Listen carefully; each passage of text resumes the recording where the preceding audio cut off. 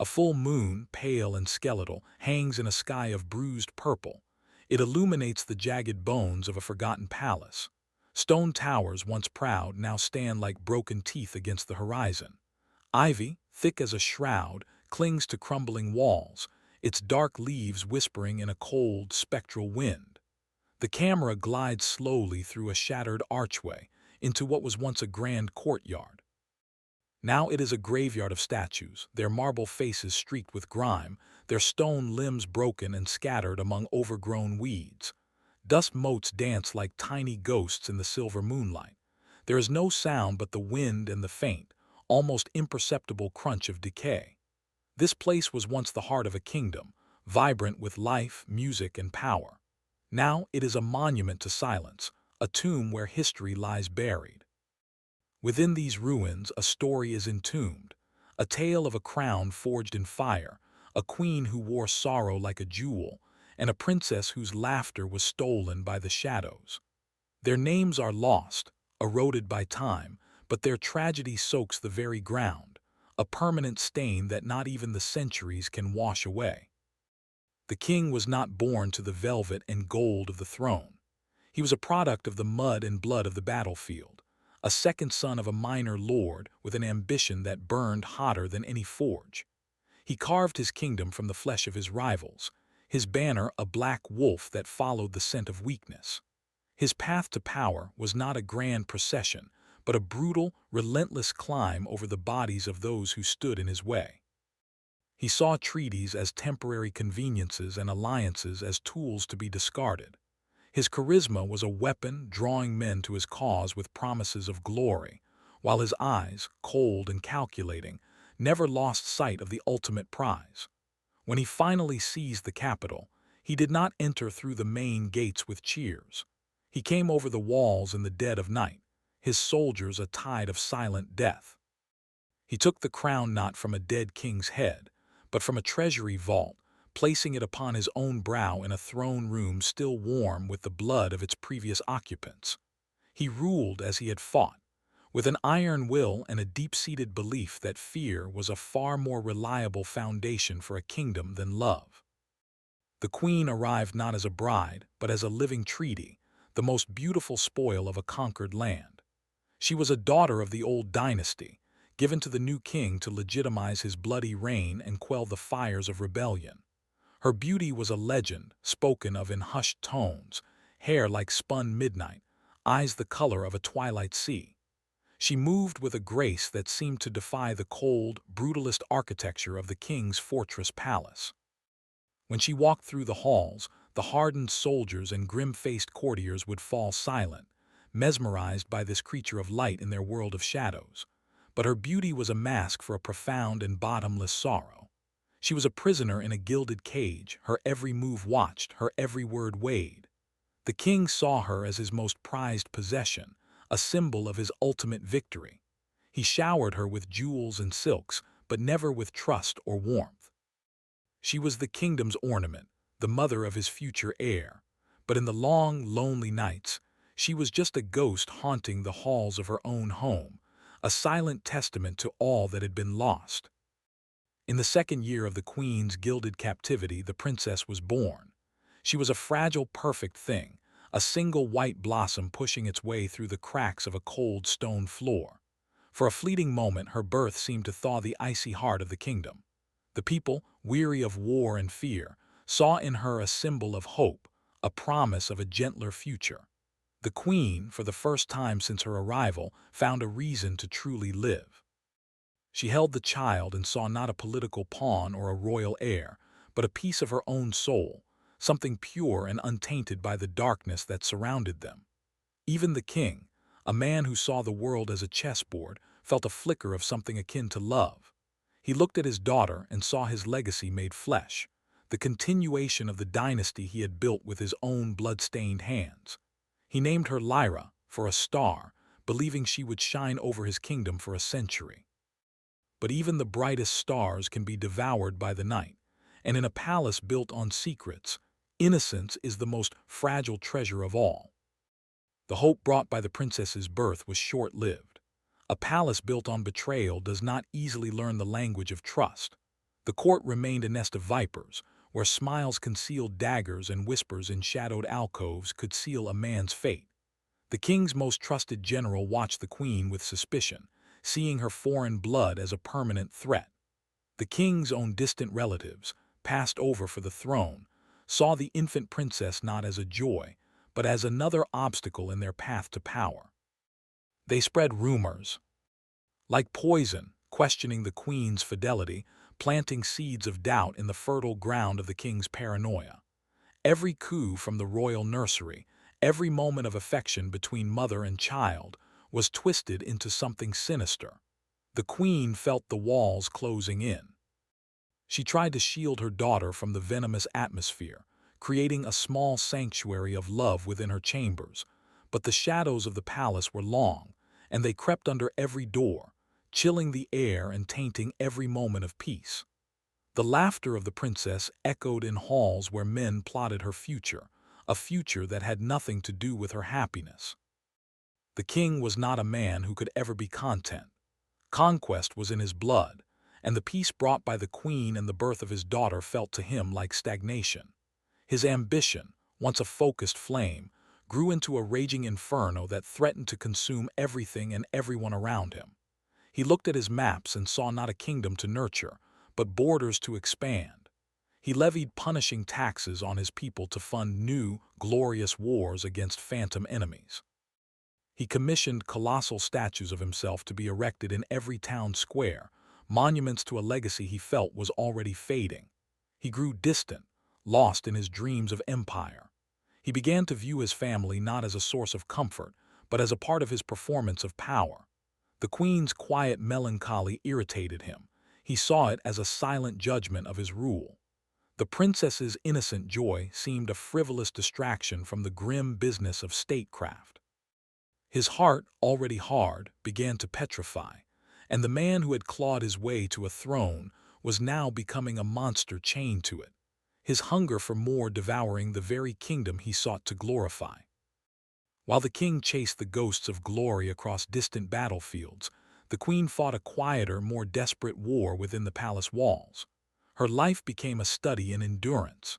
She learned to read the subtle shifts in the courtier's eyes, to discern threats in overly sweet compliments, and to find allies in the most unlikely of places. A handmaiden, a stable boy, a gardener who remembered the old ways. Her primary battle was for the soul of her daughter. She fought to keep the princess's world from being poisoned by the court's cynicism and fear.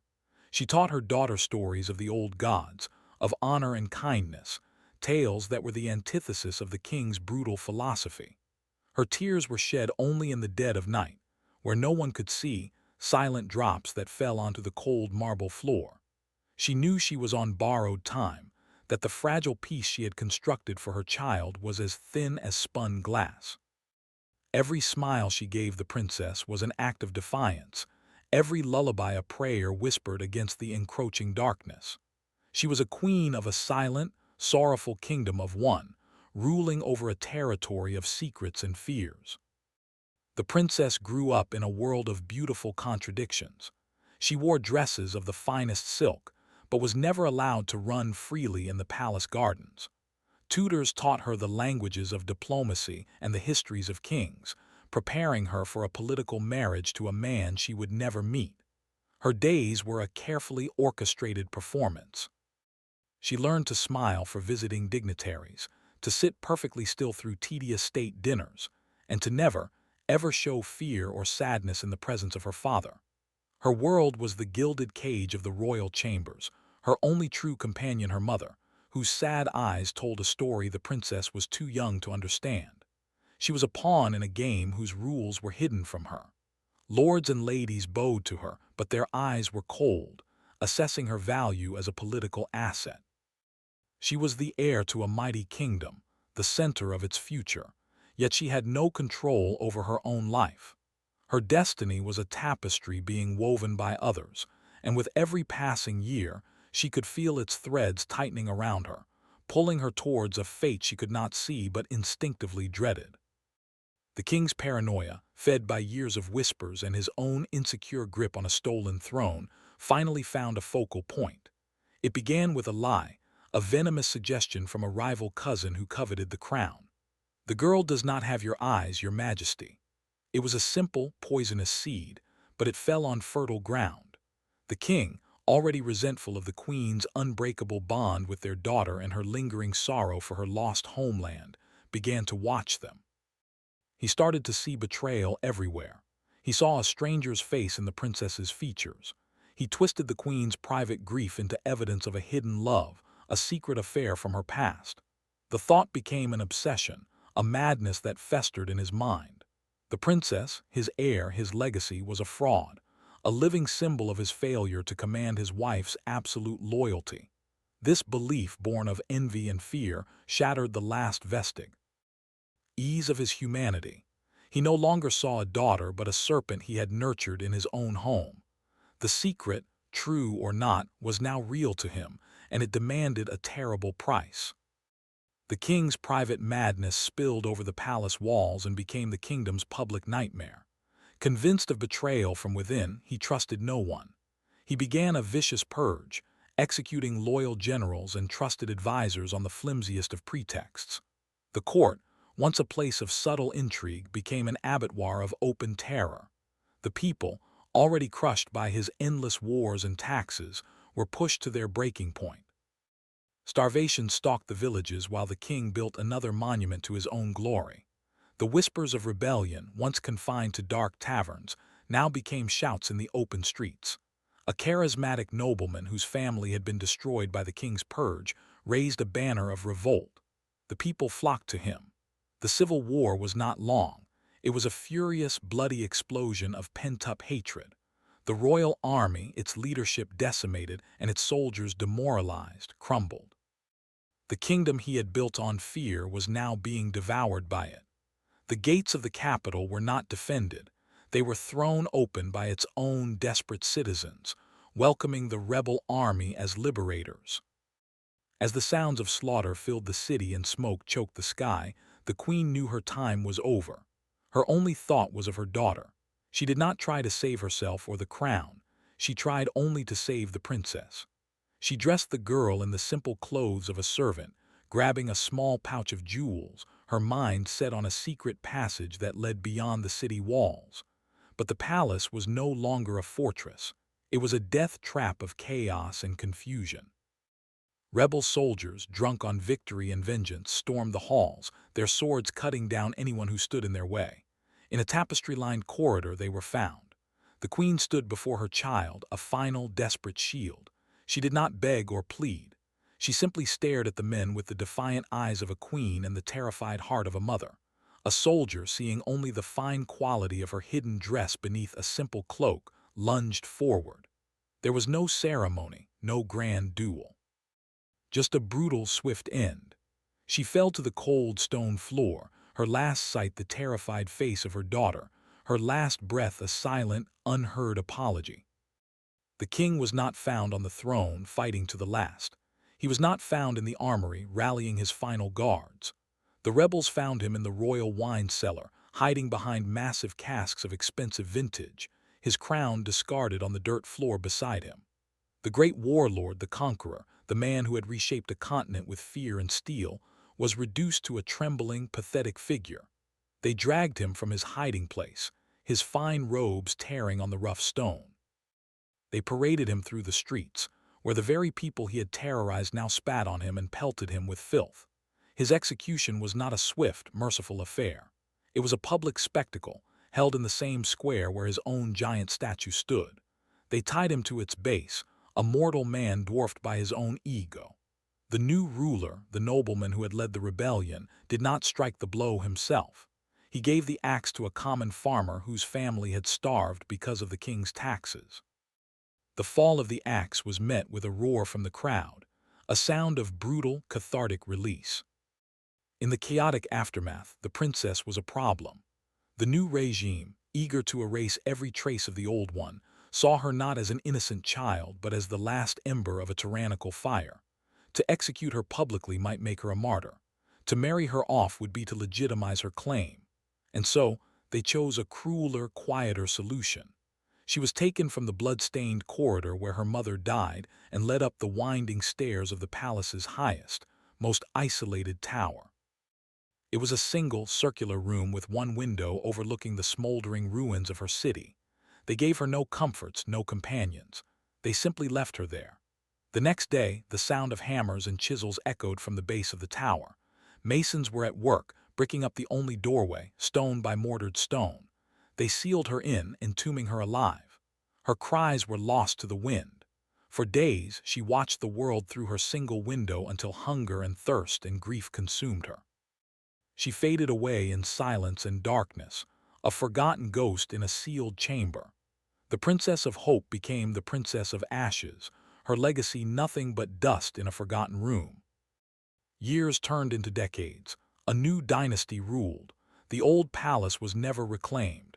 It was seen as cursed, a place of bad memories and vengeful ghosts. It was stripped of its treasures and then abandoned to the elements. The wind howled through its empty halls, carrying whispers of a mad king, a sad queen, and a lost princess. The great statue of the king was pulled down, its bronze melted to make bells for the new temples. The story of their reign became a cautionary tale, a dark fable told by grandmothers to frighten children into obedience. The kingdom's name was changed, its maps redrawn. History, as it always is, was rewritten by the victors. The suffering, the betrayal, the quiet agonies that had played out within those stone walls were erased, smoothed over by the grand narrative of a tyrant overthrown and a new, prosperous era begun. The tower where the princess died stood silent and sealed, its secret known to none.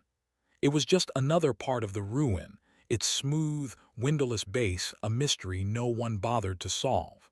The silence of the forgotten was absolute. Look once more upon these ruins. They are more than just stone and dust. They are a testament to the fragile nature of power and the eternal hunger of ambition. A crown is not merely gold and jewels. It is a weight that can crush the soul of the one who wears it. A throne is not a seat of glory, but a lonely island in a sea of vipers. This kingdom, born from blood, was drowned in it. The king, who sought to carve his name into the annals of history, is now utterly forgotten. The queen, who sought only to protect her child, found peace only in death. And the princess, who was the kingdom's single flicker of hope, was extinguished in the cruelest way imaginable. Her life a brief, tragic poem that no one was left to read. Their story is a chilling reminder that behind the grand tapestries of history, behind the tales of great battles and noble lineages, lie countless smaller, more personal tragedies. It whispers a timeless, sorrowful truth. Innocence is often the first and most tragic casualty in the brutal Game of Thrones. History bleeds, and its echoes are written in the cries of kings, queens, and lost princesses. This was the Fear Room. Don't forget to subscribe and like for more dark history tales.